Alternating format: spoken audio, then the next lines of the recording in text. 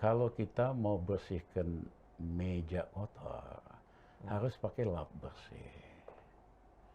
Sri Mulyani bukan lap bersih, dia lap kotor. Loh, maksudnya gimana bang? Itu kalau abang yang jadi Menteri Keuangan diapain bea cukai sama pajak bang? Gue mah nggak mau jadi Menteri Keuangan lagi, gue mau jadi presiden ya. Sorry Salah pertanyaan Puja. lo, bro. Maaf bro ya.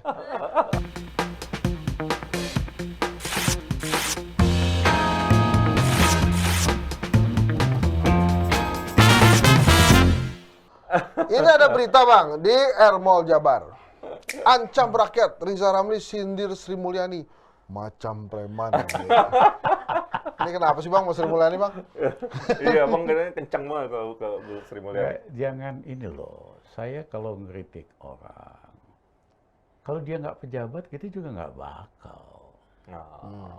Karena kita ngeritik policy-nya, bukan pribadinya loh. Oh oke, itu mesti Ya, garis bawah itu. kebijakannya.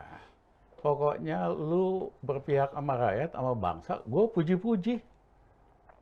Ya, tapi begitu lu nggak berpihak sama rakyat, ya lu berpihak sama asing doang, atau sama oligarki, ya lu gue timpe, as simple as that. Jadi ini bang, menyinggung Sri Mulyani yang menyinggung soal harga bahan bakar minyak BBM bisa naik 3 kali lipat apabila masyarakat tak bayar pajak. Ini ada kaitannya dengan kasusnya Alun itu bang, yang terbongkar lagi. Dan reaksi publik Kekayaan menyikapi itu, para ya. pegawai pajak. Ini gimana nih bang?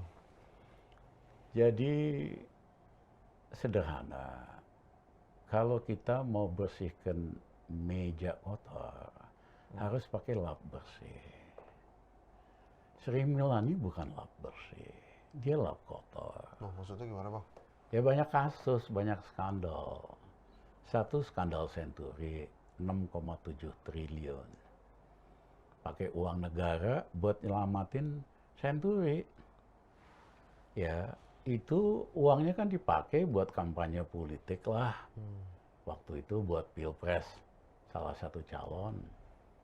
Ya, saya pernah nyelamatin Bank BII yang ukurannya 9 kali 8 kali lebih gede dari Bank Senturi, nggak pakai uang. Ya, jadi pada waktu tahun 2000, Bank BII itu tadinya milik Sinarmas. Karena Sinarmas gagal bayar utang berapa miliar dolar di luar negeri, nasabah takut jangan-jangan Bank BI ini akan rontok juga.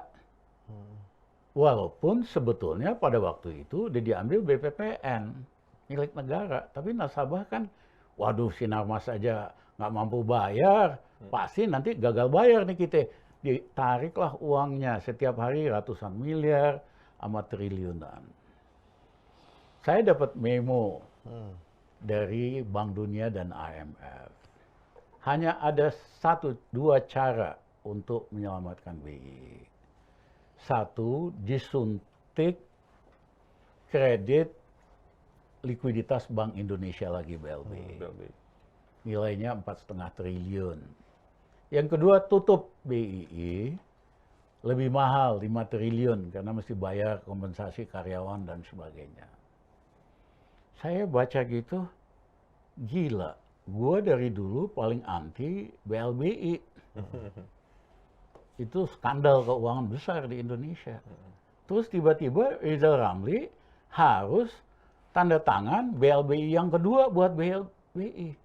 Apa kata dunia gitu, Riza Ramli bacot lu gede doang, ya kan? Lu juga tanda tangan BLBI.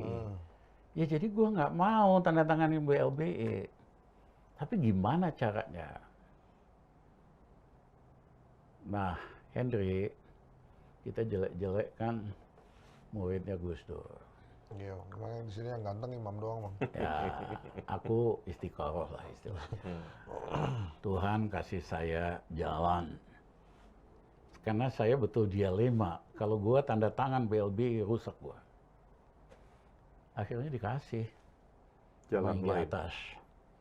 Hari Minggu saya panggil Bang Anwar Nasution. Abang waktu itu posisi jadi apa bang? Menko. Menko Perekonomian. Ya. Saya panggil Bang Anwar Nasution, Deputi Gubernur Senior Bank Indonesia. ke rumah dinas di Denpasar. Saya panggil Edi Nelu di Rut Bank Mandiri. Mandiri. Iya. Masuk penjara tuh akhirnya. Ya, saya bilang gini, kita mau nyelamatin Bank BII dengan cara out of the box. Caranya gimana, Bang? Saya minta hari Senin kita adakan press conference, Bank Mandiri yang besar ini ambil over Bank BI. Supaya nasabah percaya. Di belakang Mandiri kan ada pemerintah. Jadi nggak mungkin Bank BI ini rontok. Tapi tidak boleh transaksi Rp1 pun. Take over nggak pakai uang. Saya hanya butuh waktu 2 bulan. Bang Anwar 10 tahun lebih senior dari gue. Bocor dari lu, gue timpil. Bang Anwar, Jal, dari muda gue tahu lu gila katanya. Gue nggak mau urusan sama orang gila. Kadang-kadang ada manfaatnya juga ya. Iya, emang. Reputasi Kenapa sablon kita gitu. undang ya, bro? Reputasi sablon tuh ada itunya. Terus Edi Nelu, Pak Edi, begitu ketahuan bocor dari Pak Edi, tak pecat jadi di Rut Mandiri. Wah, saya nggak mungkin, Pak. Hari Senin kita press conference. Kan bahwa, iya kan, Bank Mandiri akan ambil over Bank BI. Nasabah tidak usah khawatir. Yang kedua, itu Bank Chinese Bank, direksinya tadinya 7 Chinese. Saya ganti 3 pribumi, 4 Asing. Chinese lah, teman Tionghoa. Ya, saya kasih waktu 2 bulan. Lu harus kembali ke normal. Panggil semua nasabah yang di atas 1 miliar. Kasih tahu, putar video bahwa ini udah diambil over sama Bank Mandiri. Di belakangnya pemerintah. Nggak mungkin uang kamu hilang. Nah, kalau kamu lihat di matanya ragu-ragu, kasih bonus bunga tambahan 0,5% atau 1%. Diundanglah semua nasabah di perintah kita dilaksanakan. Dalam waktu 3 minggu, uang tuh triliunan masuk lagi. Sehat Bank Mandiri. Bank BI. Cara nyelamatin bank tanpa uang. Rizal Ramli kan terkenal solusi out of the box. Ya. Habis itu tak panggil Bang Anwar sama Edi Nelu. Ini udah beres. Minggu depan adakan press conference lagi. Cukup Pak Edi Nelu yang nongol. Saya sama Bang Anwar nggak usah. Bikin press release-nya itu gunakan bahasa-bahasa yang canggih. Bahwa segmen nasabah BI sama Mandiri berbeda. Risk-nya berbeda. Sehingga ini perkawinan nggak cocok, perkawinan dibatalkan. Dilakukanlah. Saya ingat waktu itu PR mereka si Inke Maris. Inke yang timnya bikin canggih punya media. Pokoknya ini kawin batal aja udah. Itu pertama kali dalam sejarah Indonesia nyelamatin bank tanpa uang. Jadi waktu saya lihat berapa tahun kemudian kasus Senturi, ini mah kacang punya. Orang 1/7, 1/8. Iya kan? Tapi kenapa nggak mau ngikutin saran abang tuh? Itu kan ada jurisprudensi tuh kan? Ini kan dia sok jago, keminteran. Udah tinggal nyontek cara gua aja. Tapi karena diperintahkan mau ngambil uang buat kampanye, seseorang ya dilakuin juga skandal itu gitu loh. Bang, dengan kondisi yang lagi rame nih Bang, soal Pajak. orang pajak yang punya harta fantastis, kemudian anaknya mukulin anak orang, kemudian ada erosi kepercayaan publik terhadap pajak, akhirnya ada suara-suara nggak mau bayar pajak, SPT, LHKPN, dan seterusnya. Ini kan dikhawatirkan bisa punya pengaruh misalnya terhadap penerimaan pajak dan seterusnya. Mungkin kepanikan ini yang coba direspon oleh Bu Sri Mulyani dan akhirnya seperti ini kondisinya, seperti yang kita tampilin. Iya, Abang gimana ngeliatnya? Dia kan kayak preman nih, ngancem. Lu nggak pada bayar pajak, Nanti BBM dia naik. 3 kali. Iya kan? Kok kayak preman sih? Kayak nggak punya akal aja. Banyak cara kok. Sikat dong pegawai pajak 100 orang. Nggak ada lagi tuh yang berani ngaco-ngaco. Ya. Tingkat peningkatan penerimaan pajak, rasio dari pajak ke GDP Indonesia kan paling rendah. Ya. 9%, 9,1%. Negara lain tuh 16%, ada yang 18%. Nah, begitu lu gebrak ya, shock terapi, 100 orang pejabat pajak dan bea cukai lu sikat, nggak bakal ada yang main lagi. Memang kenapa, Bang? Otomatis tax ratio naik dari 9 bisa naik ke 13-15% dalam waktu 1 tahun. Efek Enggak, gentar maksud perlu saya ya. gini, Nah, Bang. Emang kenapa kalau- mesti disikat, Bang? Hah? Kenapa mesti disikat itu? Karena memang mereka main semua lah. Henry, saya ini kan pejabat beberapa sebel sama gua. Anak buahnya pada seneng sama gua, Hen. Oh. Jadi begitu kasus ini minggu yang lalu datang salah satu pejabat eselon 4 pajak ke rumah cerita, "Bang, ini mereka keterlaluan, Bang. Kerjanya itu selalu dagang dengan wajib pajak." Dia kasih contoh, ada seorang bisnis yang harusnya yang kena pajak itu omset 1,9 triliun, mainlah sama pejabat pajak, jangan 1 triliun aja yang dikenakan pajak, yang 0,9 hapus. Ada 200 miliar buat nyogok mulai dari direktur, wakil, pemeriksa pajak. Jadi mereka dagang dengan wajib pajak. Nah, banyak juga dari mereka itu punya perusahaan konsultan pajak. Salah satu si juru bicaranya yang sok jago ini nih. Nah, itu kan lembaga buat Pak Gulipat ini loh. Dah, memang mereka luar biasa. Iya kan? Nah, biasanya kalau diperiksa, ketahuan nih siapa yang terima apa macam. Dibikinlah pengawas internal buat meriksa. Begitu udah ketemu bukti-buktinya, nerima dia let's say 50 miliar, lapor sama yang di atas. Yang di atas nggak percaya. Bikin lagi tim baru. Akhirnya kasusnya hilang. Kenapa? Dia mau nyelamatin yang kena itu, karena yang kena ini kan nyetor ke atas. Ini kan duit gede semua nih permainan. Iya kan? Itu juga takut kalau terima duit cash itu. Ya terima rumah lah, terima mobil mewah lah, keterima moge lah. Ya, pengusahanya ngaturin supaya nggak ketahuan punya pejabat, ya diaturlah. Tukang las punya moge, punya Rubicon, dan sebagainya. Nah, saya kembali pengalaman saya di Bulog. Saya kan ketua Bulog zaman tahun 99. Pejabat Bulog itu udah paling bagus dari PNS. Sama Pertamina. Mereka punya gaji PNS, punya pula gaji Bulog. Habis itu punya rumah. Kalau pejabat mah pastilah di Jakarta Selatan. Golongan 4 itu pasti punya kompleks dan sebagainya. Kesehatan dijamin, segala macam dijamin. Masih pada main. Waktu itu account Bulog ada 170. Masing-masing di tangan pejabat golongan 1 sampai golongan 3. Iya kan? Bunganya masuk ke masing-masing. Habis itu, iya kan? Tapi mayoritas pejabat Bulog itu lurus, jujur, udah cukup hidup kayak begitu. Tapi sebagian itu badung-badung tetap brengsek. Nah, apa yang saya lakukan? Saya bawa 4 researcher, tim saya yang muda-muda, satu lulusan Yale, satu lagi lulusan Australia, anak-anak muda semua. Yang saya sekolahin S2, lulusan Australia, lulusan Jepang. Ngecek 3 level di bawahnya. Ini direktur 3 levelnya dari 4-5 sumber. Tanya, gimana sih bos yang di atas nih?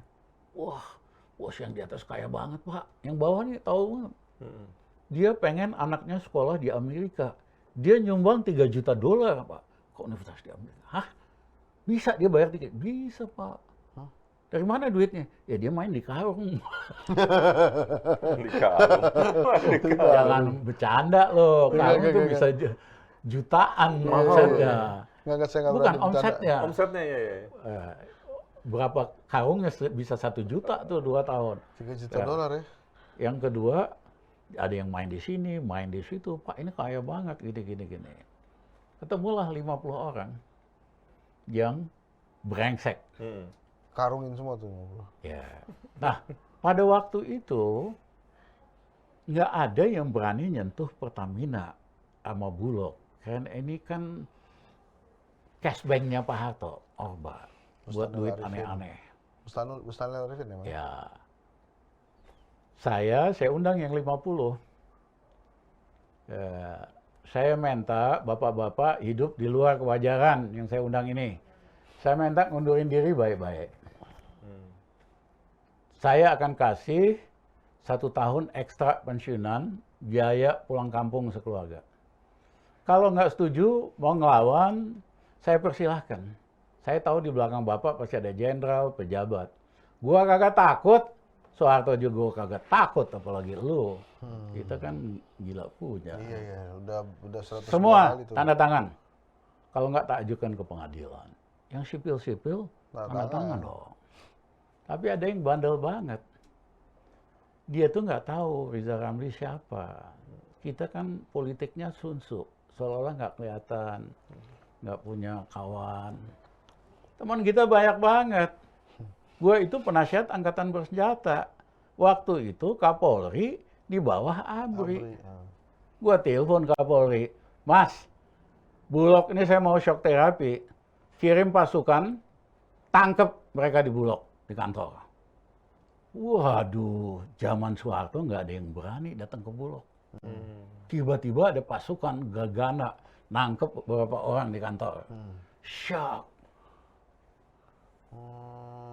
Iya kan? Mana ada lagi yang berani maling habis itu. Nah, habis itu, tapi ada 8 jenderal, kolonel di Bulog kan banyak tentara. Nggak mau dipecat. Ancam sekretaris saya si Dini. Harus ketemu Bapak hari ini juga. Harus. Tak suruh masuk. Mas ada apa Mas? Pak, kita ini berjuang di Sulawesi. Pak, kita ini berjuang di sini, di sana, di sini. Kita nggak terima reorganisasi. Kalau Bapak teruskan, kita lawan. Lawan gimana? Lawan fisik, Pak. Ngajakin gua berantem. Insting saya, Hans, sederhana. Kalau lu betul pahlawan, lu itu di Taman Makam Pahlawan Kalibata. Bukan ngegogoti Lembaga Bulog, negara. gitu loh. Nah, pahlawan terus tuh dia kalau nggak udah tahu meninggal kita udah. siapa. Nah, Aku sambungin telepon, Din, tolong sambungin Mas Widodo, ini Mbak Dini masih ada sampai sekarang belum? Masih jadi sekretaris ya? Pangap. Mereka nggak tahu kan Widodo mana. Widodo HS-nya ya. Sambung Dini. Mas Widodo. Mas Rizal, ada apa? Mas, di sini depan saya ada 8 kolonel sama jenderal. Saya mau reorganisasi, mereka ngajepin saya berantem. Marah Pak Widodo. Siapa yang berani kurang ajar sama penasihat angkatan bersenjata? Sebutkan namanya dan nomor ABRI-nya. Mereka baru tahu ini Widodo benar. Jangan diajak bercanda bang, serius nih. Widodo benar. Iya kan? Marah-marah Widodo. Kok kurang ajar sama penasihat angkatan bersenjata? Aku sopan dong. Mas Imam, Mas, nomor Mas Salpo ya.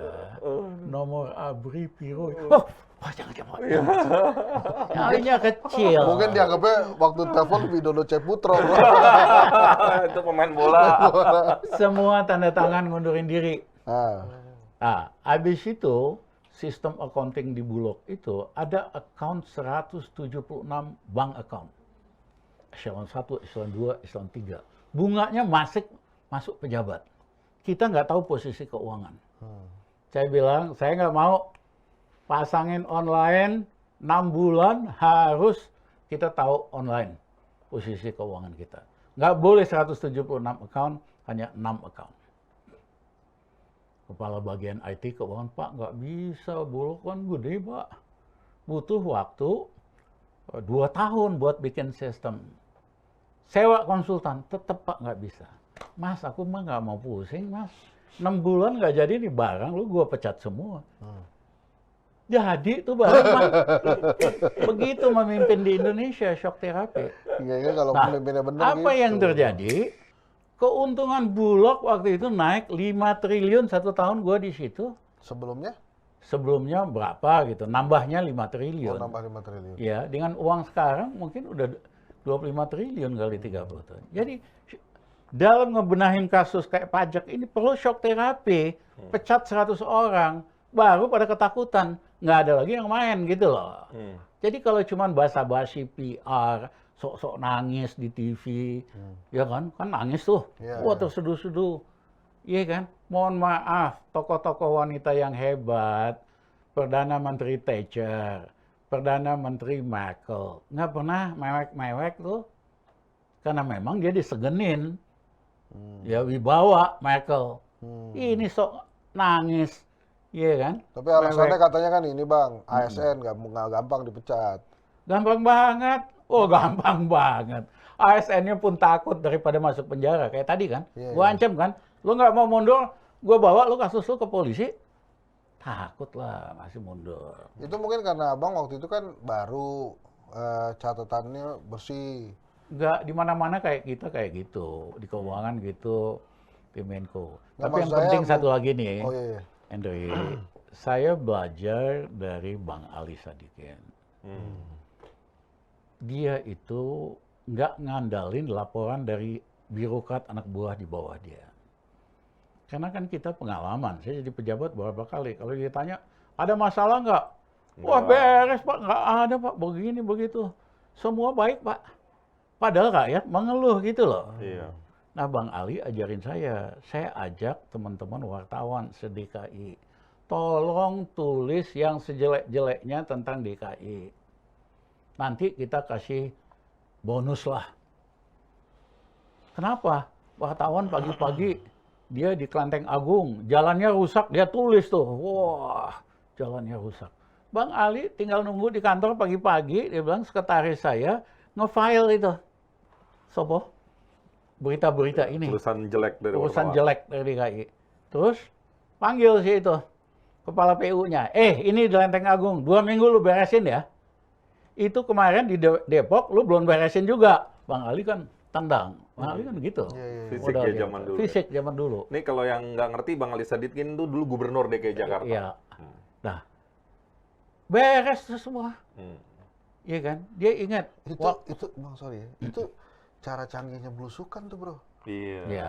Iya. Belusukan mah nggak ada apa-apanya. Itu kan cuma buat PR. Oh, demi konten Bang ya. Demi konten. Iya kan? Nah kita dapat ide dari Bang Ali. Aku panggilin wartawan, redaksi-redaksi, tolong tulis berita sejelek-jeleknya tentang Bulog. Jadi beda dengan pejabat sekarang. Nggak risih. Dia sama berita hire negatif. buzzer, influencer buat memuji-muji dia. Atau meredam media. Meredam media. Ya kita kan kebalik. Nah apa yang terjadi? Itu setiap pagi staf saya sibuk. Karena kan ada berita dari seluruh Indonesia tentang Bulog. Ini nggak beres, di situ nggak beres. Ya, staf saya fotokopi, terus ada cover letternya. Si Dini udah ngetikin. Bereskan kasus di bawah ini. Selesaikan dalam waktu 2 minggu. Sisi Kanwil, Bulog Jawa Timur. Sisi Inspektur, bla bla bla. Enak ya sebenarnya. Gua baca beritanya aja Henry, kagak. Iya. Tapi belum pernah ada ke Bulog nulis memo, gue cuma kasih inisial RR, kasih memo ke Kadolok di Medan, dia apa? Dia ketakutan, dia beresin, 2 minggu lapor. Iya, jadi itu contoh bagaimana lu manfaatkan teman-teman media buat cerita sejelek-jeleknya. Itu Yang penting lu jujur dan amanah. otak Bro. Iya. Kalau lu juga pemain, lu takut dong, nanti kena gua gitu. Iya, iya, iya, Kalau lu bersih, nggak ada masalah. Ini sederhana, daerah Basak, DKI itu kan pajak kan ketahuan, bea cukai, lu geser aja. Yang lurus lu masukin. Cuman Sri Mulyani nggak punya nyali begini, karena dia pun nggak beres gitu. Itu kalau Abang yang jadi Menteri Keuangan diapain bea cukai sama pajak Bang? Gue mah nggak mau jadi Menteri Keuangan lagi, gue mau jadi presiden ya. Sorry Salah Puja. pertanyaan lo, Bro. Maaf Bro ya. Atau gini aja deh Bang, kalau Abang jadi presiden, saya jadi Menteri Keuangan, Abang suruh saya apa Bang? Saya suruh apa Bang? Buat Ya, ngeberesin bea sederhana. cukai sama pajak nih. Tadi tangkap 100 orang, pecat. Kan mereka tinggal dia, lu gua bawa ke pengadilan kayak tadi, atau lu mundur baik-baik. Pasti mundur baik-baik. Mereka udah kaya kok. Iya. Yang kedua, geser. Dari daerah basah, pindahin ke daerah kering. Tetap. Karena ini semua sistemnya udah jalan, daerah basah tuh nyetor ke atas gitu loh. Iya kan? Lu bersih. Nah, pajak itu bisa naik dari 9,1% GDP ke 12-15% dalam 1 tahun doang. Sehingga kita nggak harus ngutang kebanyakan. Nah, kalau ngutang kebanyakan, Sri Mulyani ini kan selalu kasih bunga utang 2-3% lebih mahal dari negara yang ratingnya lebih rendah dari kita. Lebih rendah dari kita itu Thailand, Filipina, Vietnam. Harusnya bunga kita di bawah mereka. Sri Mulyani 2-3%. Kamu kebayang nggak kalau minjem 100 triliun aja, selisih bunga 2%, itu 100 triliun dapat 2 triliun itu. Uang brokernya. Ya, Sri Mulyani main di ginian. Apa buktinya main? Waktu zaman SBY juga sama, dia bunganya kemahalan, maka dipuji-puji sama bankir internasional. Itu kan sederhana.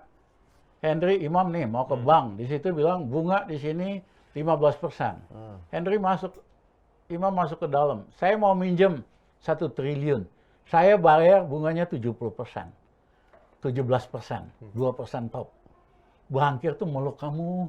Aduh, gue senang banget punya nasabah ini. Gue kasih lah lu Menteri Keuangan terbaik. Gue kasih lu hadiah apa? Iya kan? Karena Menteri Keuangan Singapura, Jepang, Cina, kalau minjem dia negosiasi supaya lebih murah, bukan lebih mahal. Nah, Sri Mulyani ini saya bilang lap kotor permainan ini. Tapi kan katanya presiden nggak ada visi menteri, Bang. Adanya visi presiden. Ya kalau visi presiden pasti Indonesia kacau, inilah yang terjadi itu.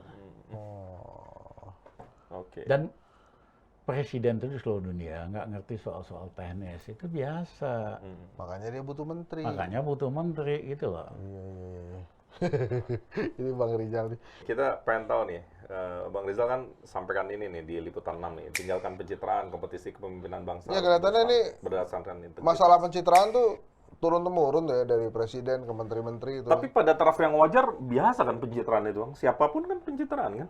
Ya itu Pencitraan wajar. itu perlu dan wajar. Tapi tidak bisa hanya jadi satu-satunya kriteria memilih pemimpin. Ya. Zaman SBY kan juga udah mulai pencitraan. Ya. Ya, zaman Jokowi lebih ancur-ancuran pencitraannya. Ya kan, pokoknya dia setiap hari harus ada momen pencitraan. Kalau hanya pencitraan dan rakyat Indonesia salah pilih hanya karena pencitraan, buntutnya kacau. Kita dapat pemimpin-pemimpin KW2 dan KW3. Jadi Imam, sistem Amerika liberal itu punya sistem seleksi kepemimpinan yang sangat-sangat kompetitif. Memang partainya 2, Demokrat sama Republik. Yang lain kecil-kecil. Tapi Demokrat punya 9 calon presiden, Republik punya 12 calon presiden. Ada konvensi, jadi yang kepilih itu memang yang unggul pada level presiden, bupati, gubernur.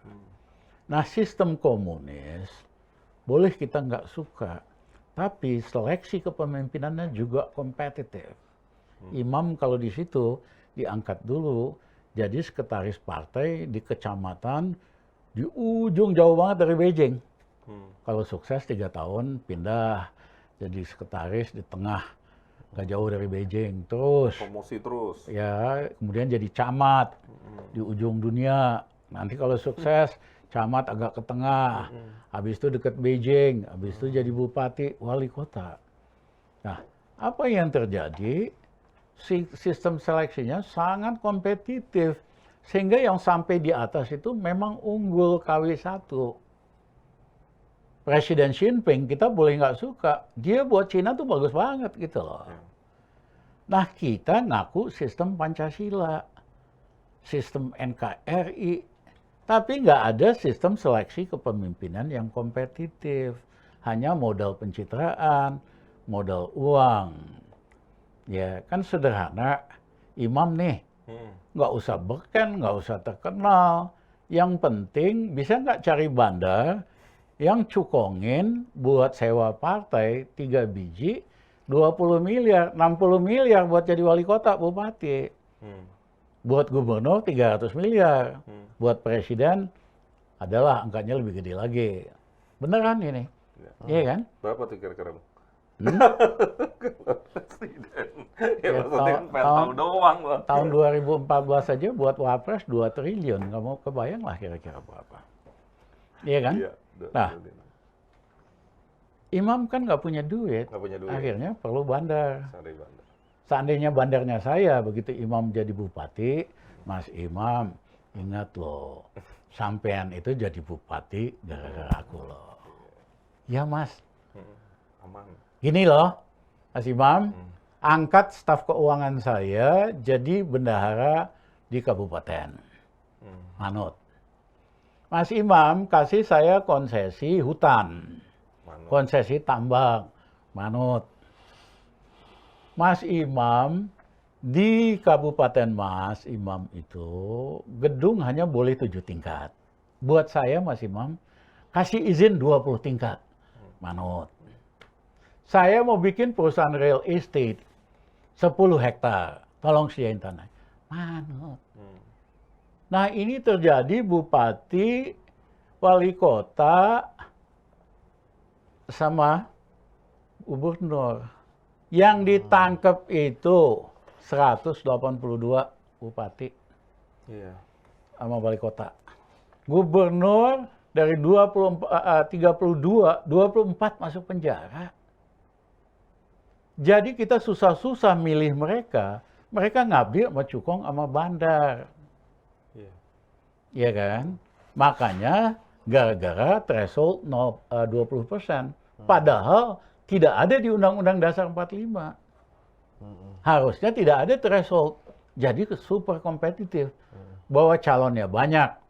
Misalnya calonnya ada 17. Kan setiap partai yang boleh ikut pemilu, boleh ngajuin 17 pasangan. Makin bagus dong.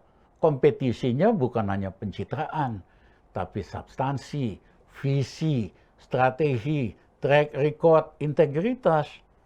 Lebih bagus kan? Iya. Nah kalau itu kita pasti maju jadi capres. And ya 17 calon. Jangan-jangan yang lolos tahap 2 cuman Anies Baswedan sama Riza Ramli doang gitu lah. Iya. Nah di tahap 2 teman-teman Muhammadiyah yang muda-mudahan, ya kan, 75% pasti pilih Anies lah. Yang senior-senior 25% pilih kita. Mereka tahu track record kita. Nasionalis pasti pilih Rizal Ramli. Ya. Minoritas ya pilih RR lah. RR66. RR situ sek kodenya. Jadi ketahuan ini siapa dulu. Nahdlatul RR66. Ulama nggak mungkin kan pilih Anies, pasti pilih RR. Oh, itu lama. Di round 2 70-30. Bang, jadi kalau Nah, dari tapi karena Anies anak baik, nanti kita angkat dia jadi apa? Gitu aja lu repot. Tunggu Bang, ini penasaran nih saya. Ini dari Prabowo, Anies, Ganjar yang paling berat lawannya siapa, Bang? Kalau Bang maju jadi presiden. Ah? Menurut saya sih biasa-biasa aja ya. Iya, cocok. Nggak ada yang berat tuh. Bang, Ya kan? ini Kita kan bahasa kita ini bahasa urakan, bukan bahasa formal. Aku bisa ngomong ilmiah, bahasa ilmiah. Sebagai ekonom gue kan ngomong kayak gitu. Tapi sebagai tokoh pergerakan, bahasa kita lebih harus membumi. Iya. Nah, yang muda-muda ini generasi Z senang sama orang terus terang kok. Iya. Dia paling sebel sama orang yang ngalor ngidul gitu loh. Yang kedua, what you hear, what you see, what you get. Itu Rizal Ramli. Nah, Iya kan? Bang, ini pertanyaan sebelum closing nih. Waktu jadi Menko Perekonomian, itu orang-orang pajak sama bea cukai emang abang ngapain? Nggak ada yang berani. Karena tahu kan, yang ada kan kita babat. Iya kan? Iya, iya. Jadi contohnya lah, dirjen-dirjen. Waktu itu Menteri Keuangannya siapa Bang ya? Waktu Menko Perekonomian. Priadi, Oh Pak Priyadi. habis itu aku sebentar gantiin Priadi. Ya, oke. Nah, kenapa? Karena kita uber terus birokrat ini. Mereka kan kerjanya lambat. Misalnya habis rapat ini satu masalah. Kapan lagi kita beresin supaya ada keputusan? Oh 2 minggu lagi Pak, 2 minggu lagi. Kita kan orang swasta, kagak ada istilah 2 minggu. Kita kalau ada deadline, 24 jam harus jadi. Nah jadi kita uber terus, 3 hari harus deadline. Sekian hari harus deadline. Setelah pensiun, gua nggak jadi menteri, gua undang makan siang. Akhirnya pada ngaku, Pak, kita ngaku deh. Bapak tuh kan uber kita terus sama deadline. Jadi kita nggak ada waktu buat malakin kalangan bisnis. Kalau dulu kita ada waktu malakin siapa. Sekarang kan terjawab sudah kenapa abang ini waktu memimpinnya itu sebentar-sebentar. Begitu Riza Ramli yang memimpin, mati kita. Oh, sampai berakhir. Enggak, karena saya juga teknik saya kepemimpinan. Misalnya di Bulog, direktur itu kan udah 55 tahun semua. Lambat, slow. Saya selalu minta cariin 20 staf Bulog yang muda-muda, yang S2 atau S3. Suruh ikut rapat. Tersinggung yang lainnya. Terus saya kasih assignment, karena saya kalau ngandalin birokrasi yang senior ini, lambat lah nggak jalan. Nah, demikian juga di keuangan. Ya kan, di keuangan kan dirjennya powerful semua. Ada 8 atau 10 gitu, kuasa banget. Tapi lambat. Udah umur kali kan, udah 55 tahun. Saya panggil, cari 20 anak muda di keuangan yang pinter-pinter, S2, S3. Banyak yang bagus-bagus. Tak suruh rapat, ikut rapat. Nah, dirjen-dirjen ini sebetulnya nggak suka. Terus gue suruh presentasi. Dirjen, ketahuan nih anak-anak muda lebih pinter, lebih ngerti. Dan mereka bangganya presentasi di depan menteri sama dirjen. Habis itu aku kasih assignment konkret. Lo kerjain ini, beresin ini. Wah, kapan lagi anak eselon 4, 3 dapat perintah dari menteri, ya dia lembur buat cepet. Makanya Riza Ramli dimanapun keputusan tindakan cepet. Iya kan? Nah, tapi saya nggak ganti semua dirjen, sedikit saya ganti cuman. Artinya harus ada balance antara change and continuity. Kita maintain stabilitas dengan mempertahankan dirjen beberapa, tapi the real work kita shift ke anak-anak muda. Jadi ini saya selalu shock terapi, habis itu benerin sistem. Kalau shock terapi terus-menerus nggak benar. Jadi shock terapi, habis itu benerin sistem. Yang kedua harus ada continuity, ya. Itu ada menteri hari ini yang bawa anak-anak pinter S2, S3. Ikut rapat, ikut ngomong, ikut ngatur. Tersinggung dirjennya, saya nggak sebutin kementeriannya. Iya kan? Yang ada, mereka iya, mereka torpedo. Nah, saya dulu bawa anak-anak muda, ada beberapa tim saya, nggak boleh ngomong di rapat. Kamu catat, kirimin note ke gua tentang hal yang penting. Supaya yang di dalam ini nggak tersinggung. Nah, kalau dirjennya korup, pasti nggak suka sama gua. Memang harusnya dipecat gitu aja kok repot gitu. Gitu aja kok repot. Oke, teman-teman itu tadi edisi bareng Bang Rizal Ramli, beragam cara udah dia lakuin di belakang. Kita banyak belajar tadi cara manajemen soal deterrence effect, bikin efek jerah, bikin shock terapi, dan juga manajemen itu harus balance antara mungkin stick and carrot dan seterusnya. Mudah-mudahan bermanfaat untuk lo semua. Mestinya para pejabat juga nonton ini dan dengerin. Iya dong. Iya. Cobalah. Tapi kuncinya jangan baper kalau benar. Nanti sakit hati. Padahal ini kan kasih vitamin dan masukan buat kita semua. Imam Priyono, Hendry Satrio, Bang Rizal. Terima kasih. Terima kasih. Sampai Pamit. jumpa. Bye. Assalamualaikum warahmatullahi wabarakatuh. Assalamualaikum.